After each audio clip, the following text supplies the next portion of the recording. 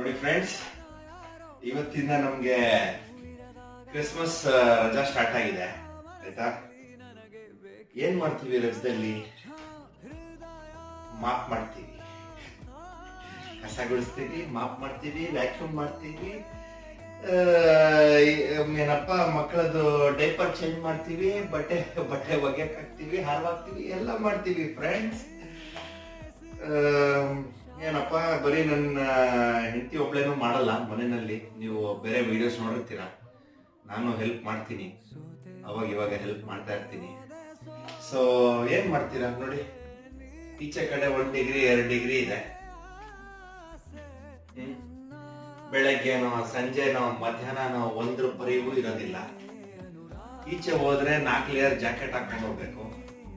ಒಳಗಿದ್ರೆ ನೋಡಿ ಈ ತರ ಚಡ್ಡಿ ಶರ್ಟು ಗ್ಲೌಸ್ ಹಾಕೊಂಡು ಆರಾಮಾಗಿ